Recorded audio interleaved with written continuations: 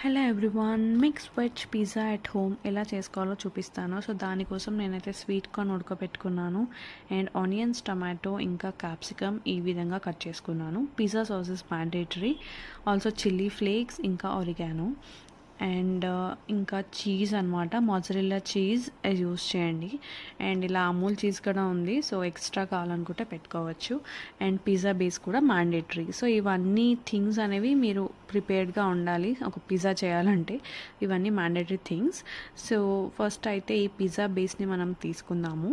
So ఈ pizza బేస్కి holes ఉంటాయి, ఎటువైపు అయితే ఓపెన్ ఉంటుందో అక్కడ మనం ఏం చేయాలంటే పిజ్జా సాస్ ఉంటుంది కదా, ఈ విధంగా మొత్తం అప్లై చేసుకోవాలి. సో చూస్తున్నారు కదండి. సో ఫుల్ పిజ్జా బేస్కి మేము ఈ విధంగా అయితే పిజ్జా సాస్ని అప్లై చేసాము. సో ఫస్ట్ లేయర్ వచ్చేసి సాస్ అండ్ నెక్స్ట్ చీజ్ ఇలా వేసుకోవాలి సాస్ పైన.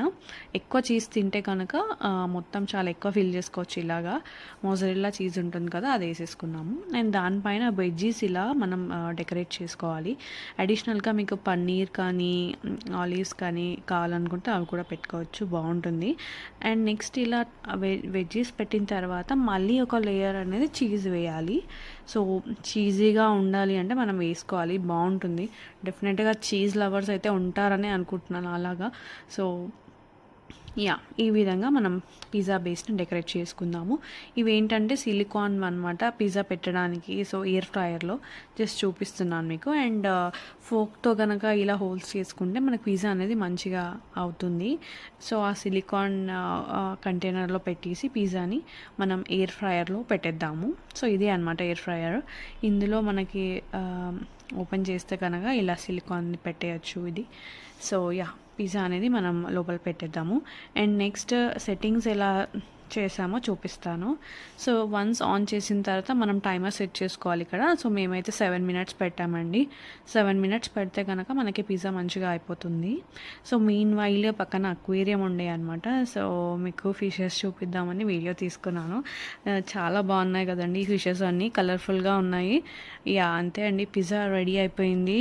సో చూస్తుంటేనే తినాలనిపిస్తుంది. డెఫినెట్గా మీరు కూడా ట్రై చేయండి అండ్ ఎలా ఉందో కమెంట్ సెక్షన్లో పెట్టేయండి. అండ్ ఈ పిజ్జాని మనం యాక్చువల్లీ పిజ్జా కట్టర్తో కట్ చేయొచ్చు, బట్ లేకపోవడంతో సో నైఫ్తో మనం పార్టిషన్ చేసుకుంటున్నాము 4 parts. ఆ తర్వాత చిల్లీ ఫ్లేక్స్ ఇంకా ఆరిగానో వేసుకొని సాస్ కావాలంటే సాస్ కూడా వేసుకోవచ్చు. సో అంతే అండి, పిజ్జా ఇంట్లో చేసుకొని తింటే ఆ మజానే వేరే ఉంటుంది. So if you like my video, please do comment and subscribe to my channel.